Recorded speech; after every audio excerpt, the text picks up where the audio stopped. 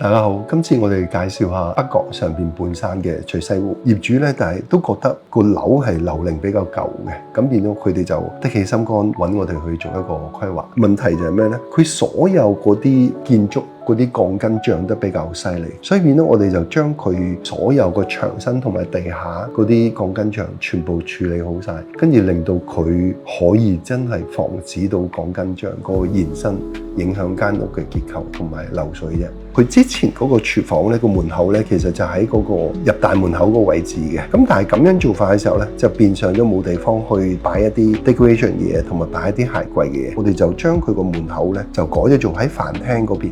第一，本身可以騰空咗嘅空間，可以令到入門口可以擺我哋嘅鞋啦，同埋一個外套啦，亦都可以增加多咗個儲物空間啦。其二咧就係點解會擺喺廳嗰邊去做一個廚房門口呢？我哋做咗一個半開放式廚房嘅門口，就係令到佢可以一家大細可以一齊可以容納到煮餸嗰個快樂。最重要就係可以令到個廳比較闊落啲，因為廚房有個位置呢，就係一個逃生門，嗰個位置反而係浪費咗。喺防火條例嚟講，亦都唔可以阻塞佢嘅。主要嚟講係解決咗嗰個露台，因為個露台呢都好浪費嘅，同埋本身令到嗰個工人房呢儲物空間比較細。所以變咗我哋就會利用埋個露台個位置，可以做一個曬衫、洗衫嘅地方。工人姐姐本身亦都有一個獨立嘅 toilet 嘅。到飯廳個位置呢，因為佢唔係一個窗台位嚟嘅，反而調翻轉我哋就想做一個假窗台位置，可以令到佢增加一個餐櫃之餘，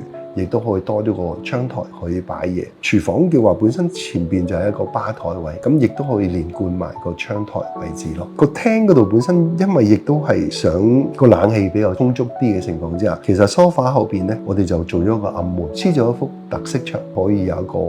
future wall 咁嘅效果。上一手呢，就係全部用緊嗰啲窗口機，就會令到個廳呢嘅個位置呢就緊咗，令到佢擺唔到嗰個櫃。咁變咗我哋做法咧，就係希望佢所有都係用咗窗口分體機騰出咗一個空間，可以增加儲物空間之餘，唔影響間屋嘅空間用途咯。男主人希望有一個好大嘅工作地方，兩個仔仔本身亦都唔係經常喺度住嘅話，不如將頭房改咗做書房或者工作房，尾房嘅時候咧就製造一個 L 型嘅床，令到兩個仔仔假設翻嚟嘅時候，起碼可以有個地方休息。頭房同二房中間個鋪牆咧就拆咗佢，令到佢用一個櫃去間翻，咁變咗就可以做到一個好大嘅 L 型嘅書台，令到佢兩夫婦就可以同一時間可以工作，亦都增加咗一個儲物空間。去到第二間房，因為仔仔佢哋都唔介意一間房兩個人住，咁但係我哋就希望有一個獨立嘅書台同埋獨立嘅書櫃。咁衣櫃因為本身希望大啲呢，亦都可以令到佢哋可以兩個可以有足夠嘅用途咯。客廁基本上個改動就不大，改動比較大嘅情況就係佢本身兩個廁所其實佢係比較嘥嘅。即係個位置嗰個咁樣嘅用途，騰出嚟就可以擺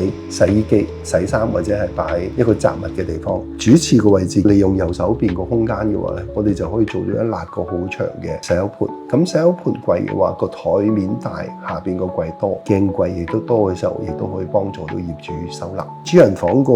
位置，因為真係唔想改，希望望到靚嘅海嘅情況之下，我哋就主人房個床咧入門口就擺有個衣櫃，張床係三邊落床，佢可以睇到電視之餘，亦都可以睇到出邊嘅靚嘅維多利亞港咯。因為本身佢個景靚，背山面海，所以佢整體上面嘅話比較開揚，所以變咗設計上面嘅話就希望將出邊嘅靚嘅環境引入屋，所有近窗嘅地方我哋都唔想去遮住，希望以一個簡單舒服同埋將外邊嘅環境容納喺間屋嘅 design，就係以簡略嘅方法。